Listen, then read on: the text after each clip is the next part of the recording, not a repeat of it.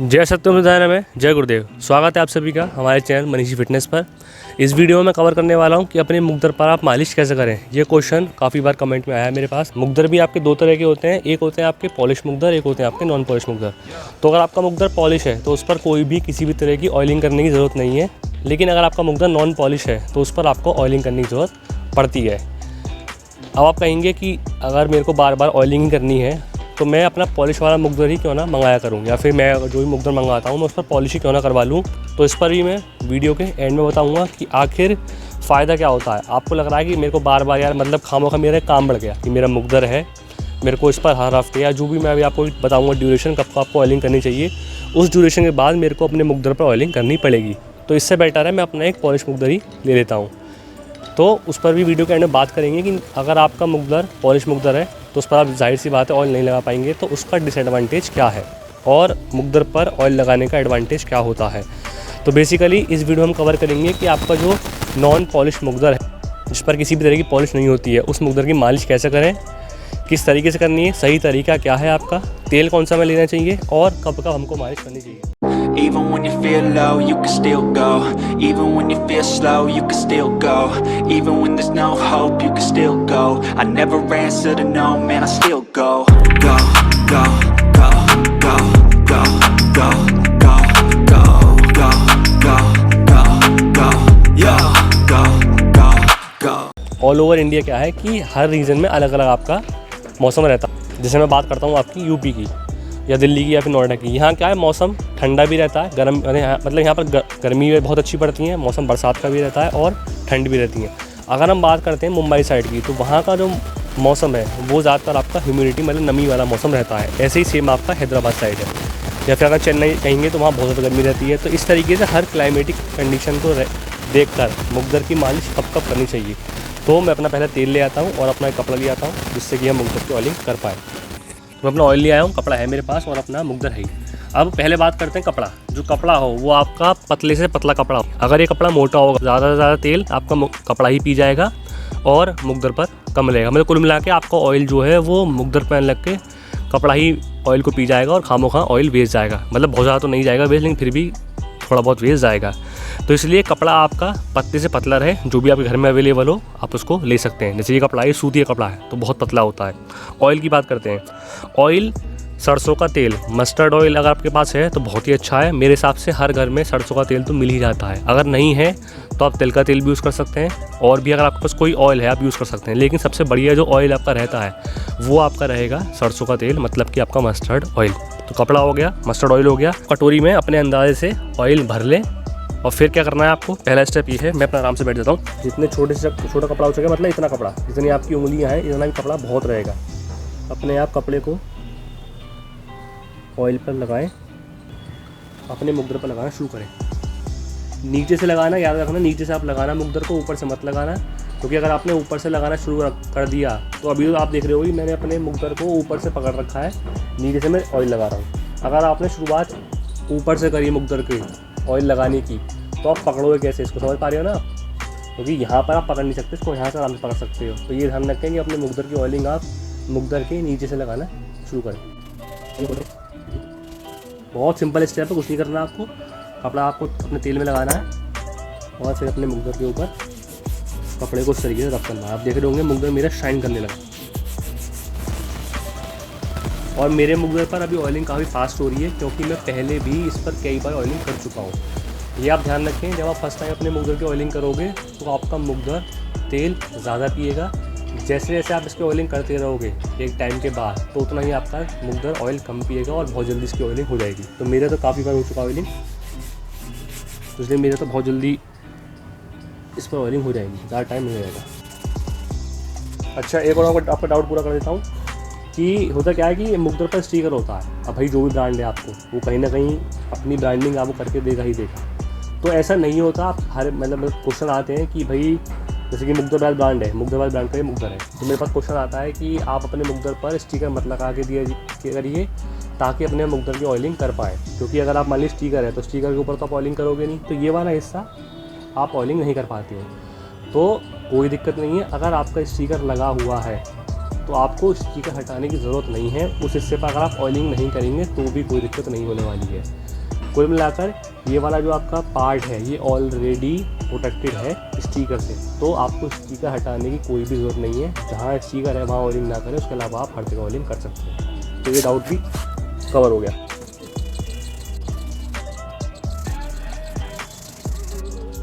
अच्छा, मैं तो अभी छत पर हूँ तो मेरे को कोई दिक्कत नहीं है कि अगर नीचे कहीं ऑयल भी गिर जाए। आप क्या करें कि अगर आप कहीं अपने कमरे में करते हैं तो पहले तो खैर भारी करें, जहाँ पर अगर तेल नीचे गिर भी जाता है तो कोई दिक्कत नहीं है। दूसरा, आप ये याद रखें कि जब आप ऑयलिंग कर रहे हो तो नीचे कपड़ा बिछा लें, ताकि आपके जो घर का फर्श है वो गंदा ना हो। क्योंकि आजकल घरों में टाइल्स होती हैं और अगर मान लीजिए तेल टाइल पर गिरा और आप अगर साफ़ करना भूल गए तो वो टाइल पर स्लिप होने के चांस बहुत ज़्यादा हो जाते हैं। तो इसलिए आप ध्यान रखें कि ऑयलिंग करने से पहले नीचे कोई भी अपना गंदा कपड़ा हो उसे बिछा लें। और ऐसा बिल्कुल ना करें। मैं एक वीडियो देख रहा था, वहाँ पर भी मुकद्दर ऑयलिंग करने का तरीका बताया था। तो वहाँ क्या था कि वहाँ 2 लोग थे। एक जो है इस तरीके से, चलो पहले मैं ऑयलिंग लगा देता हूँ। हाँ, एक चीज़ याद रखें कि जैसे ही आपका हैंडल है, मान लीजिए आपने सुबह ऑयलिंग करी, ठीक है ना, और जो भी मतलब आपने सुबह ऑयलिंग करी, जैसे मैं हूँ, मेरे अभी जो फिलहाल एक्सरसाइज का टाइम है वो मैंने रखा है आपका शाम को। तो अभी मैं सुबह ऑयलिंग करता हूँ तो मुझे शाम को मेरी एक्सरसाइज का टाइम होगा। तो जब मेरी एक्सरसाइज का टाइम होगा तो तब मेरे को हैंडल यूज़ में आएगा, राइट। और मुकद्दर की लकड़ी है, उसे थोड़ा तेल पीने में टाइम लगता है, 24 to 48 आवर्स लगते हैं, वो बिल्कुल तेल को पी जाता है। तो आप ये ध्यान रखें कि अगर आपको एक्सरसाइज करनी है 4-5 घंटे बाद तो अपने आप मुकद्दर पर ऑयलिंग कर दें, लेकिन अपने हैंडल को छोड़ दें। क्योंकि अगर आप जब एक्सरसाइज करोगे और इस पर हैंडल पर ऑयल लगा हुआ होगा तो आपके हाथ रपटने के चांस होंगे। तो उस वक्त आप हैंडल पर तेल ना लगाएं। जब अपनी आप एक्सरसाइज पूरी कर लें तो आपका केवल हैंडल बचा होगा, तो हैंडल पर अलग से तेल लगा दें। और कोई अगर आप ना भी लगाएं तो भी कोई दिक्कत नहीं है, इतने से पार्ट में कोई फ़र्क नहीं पड़ने वाला अगर आप यहाँ पर ऑयल नहीं भी लगाते हो तो। लेकिन हाँ, नीचे बहुत फ़र्क पड़ता है। तो खैर, मुझे तो अभी एक्सरसाइज करनी है तो मैं इसलिए बहुत हल्का लगा रहा हूँ ताकि आपको समझ में आ रहा है। आप देख रहे होंगे मेरा काफ़ी तेल बचा हुआ है, बहुत ज़्यादा अभी इसमें तेल बचा हुआ है, क्योंकि मुकद्दर पर मैं कई बार ऑयलिंग कर चुका हूँ। अगर यही मुकद्दर फर्स्ट टाइम जब आया था तो इसने पूरा का पूरा ये जो अभी तेल बचा हुआ है सब लग गया था इस पर मुकद्दर पर।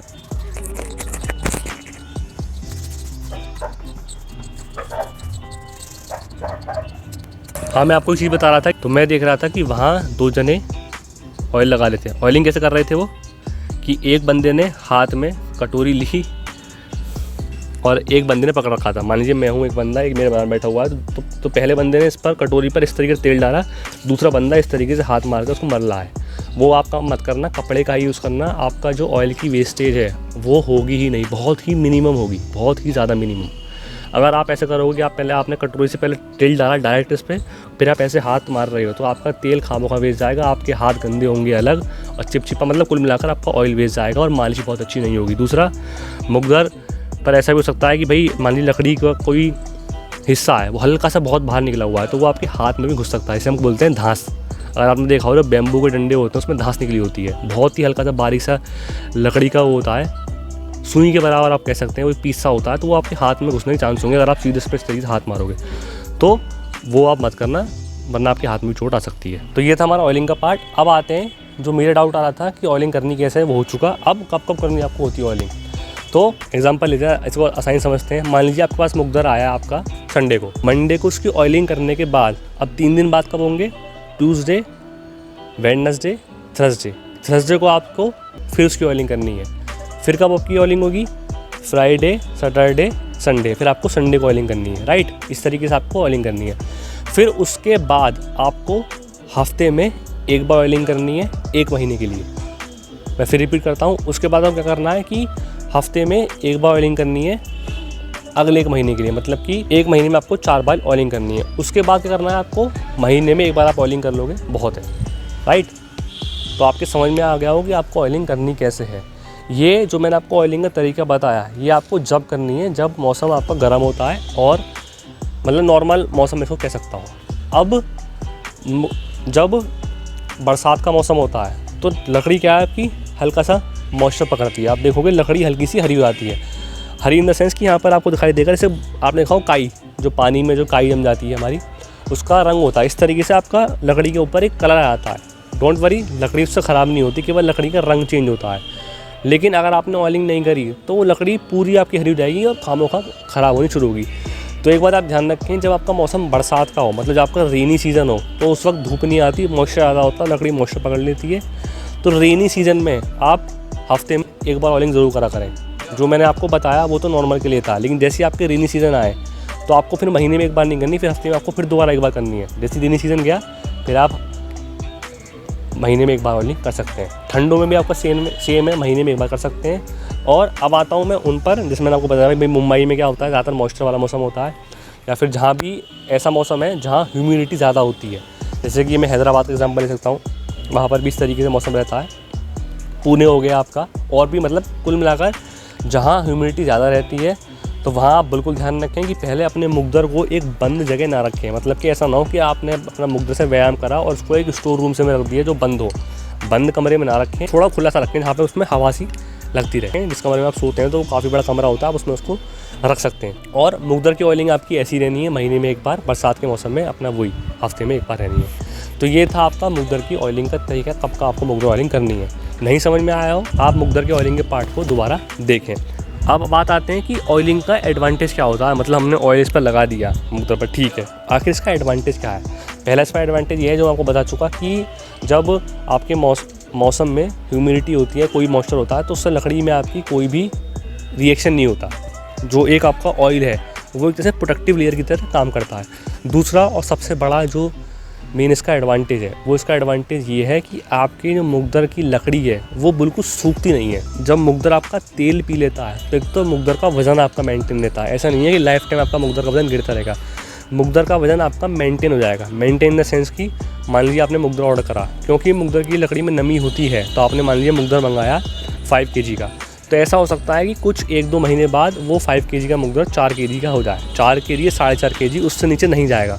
उससे नीचे जाता है तो मुग्दर की लकड़ी शीशम की नहीं है, फिर वो कोई और ही लकड़ी होगी, क्योंकि शीशम की लकड़ी में क्या होता है, भारी लकड़ी होती है वो, तो मॉइस्चर उसमें इतना नहीं होता। बाकी जो और लकड़ियाँ होती हैं उसमें क्या होता है, लकड़ी आपकी हल्की होती है, तो जब वो आपके पास आएगा हो सकता है 5 किलो का आए, और ऐसा हो जाएगा कि 1 महीने बाद वो 3 किलो या 2 किलो का रह गया। मैं आपको फैक्ट बता रहा हूँ, अमेज़ॉन पर बहुत से ब्रांड हैं जिनके रिव्यू ऐसे हैं, अगर आप पढ़ोगे भी कि भाई मैंने 8 किलो का मुग्दर मंगाया था, मिला मुझे 8 किलो का, लेकिन 2-3 महीने बाद हो गया 5 किलो का। 3 किलो मुग्दर का वजन, इसका मतलब वो लकड़ी शीशम की नहीं है, वो कोई और ही लकड़ी है। इसीलिए जो मैंने भी रिकमेंड करा है, आप मुग्दरबाज ब्रांड का मुग्दर ले सकते हैं। यहाँ आपको जो मुग्दर का वेट है, अगर मान लीजिए आप किसी मुग्दर का वेट मंगाते हैं तो आपको 100-200 ग्राम, मतलब 100-200 तो मैं आपको मिनिमम कह रहा हूँ, कम से कम 500 ग्राम का मुग्दर आपको फालतू मिलता है, क्योंकि आप अपना हार्ड अर्न मनी इन्वेस्ट करते हो और उसमें भी आपको वो चीज़ ना मिले जिसके लिए आप पैसे पे करते फायदे। तो कुल मिलाकर जब आप मुग्दर पर ऑयलिंग करोगे तो आपकी जो मुग्दर का वेट है वो all over the time maintain रहेगा। जो आपका 5 किलो का मुग्दर आपने मंगाया,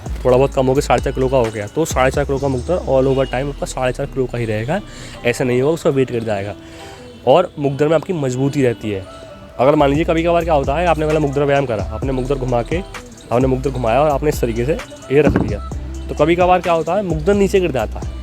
तो उस वक्त क्या होता है, अगर आपका मुग्दर में आपने ऑयलिंग कर रखी है या आप रेगुलर कंटिन्यूसली ऑयलिंग करते आते हैं, तो मुग्दर की लकड़ी के टूटने के कम चांस होते हैं। ऑन द अदर हैंड, अगर आपके मुग्दर में ऑयलिंग नहीं है तो लकड़ी इसका मतलब बिल्कुल सूख चुकी है और अंदर से आपने तेल उसमें लगाया नहीं है, तो उसमें सीधी सी बात है अंदर से मजबूती नहीं है, तो गिरकर टूटने के चांस ज़्यादा होते हैं। तो मेन जो आपको शुरुआत में कहा था कि जो आपके पॉलिश मुग्दर होते हैं उसका डिसएडवांटेज यही है कि उस पर ऑयलिंग ना करने के कारण आपका मुग्दर अगर नीचे गया तो उस पर टूटने के चांस ज़्यादा हो जाते हैं। दूसरा, मुग्दर का जो वेट है वो एक टाइम बाद गिरना शुरू हो जाएगा और मजबूत भी नहीं रहता। तो पॉलिश मुग्दर का ये डिसएडवांटेज है नॉन पॉलिश मुग्दर के मुकाबले। बाकी वो मैं आपको बहुत पहले बता ही चुका हूँ कि ग्रिप बहुत अच्छी नहीं बन पाती उसमें। अब बहुत से लोगों का ये भी कहना है कि नहीं हमारी जो ग्रिप बन जाती है घुमा कर दिखाते हैं, तो मैं उन लोगों से कहना चाहूँगा कि अब देखो, मैं ये नहीं कह रहा कि मैं आपको कोई चैलेंज दे रहा हूँ कि नहीं देखो नॉन पॉलिश मुग्दर ये अच्छे होते हैं। नो डाउट पॉलिश मुग्दर आपको लगता है अच्छे होते हैं, लेकिन मैं आपसे ये कहना चाहूँगा कि जब आप मुग्दर की रिपीटिशन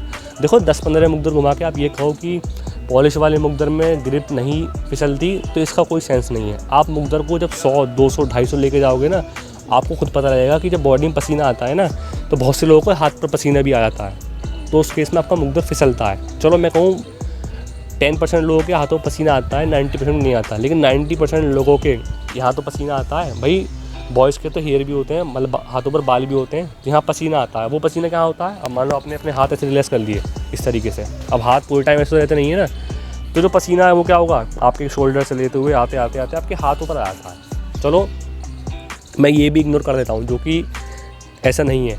आप अपने हाथ तो इस तरीके से करते हो ना बार बार, मतलब आपके पसीना आपने इस तरीके से कर दिया, तो आपके कुल मिलाकर हाथों पर एक नमी आ जाती है। तो उस केस में पॉलिश मुग्धर आपका फेल हो जाता है, जब आप रिपीटेशन बहुत ज़्यादा बढ़ाते हो या फिर मुग्धर आप हेवी यूज़ करते हो। तो ये मैं पहले भी कॉल कर चुका था, लेकिन फिर भी डाउट आए थे आपके, तो मैंने क्लियर कर दिया। तो कुल मिलाकर मुग्धर की पॉलिशिंग कैसे होती है, कब करनी होती है, कैसे कैसे करनी होती है, वो पता लग गई होगी। मिलते हैं आपसे बहुत जल्द अगली वीडियो में। जय सत्यम सिद्धाय नमः, जय गुरुदेव।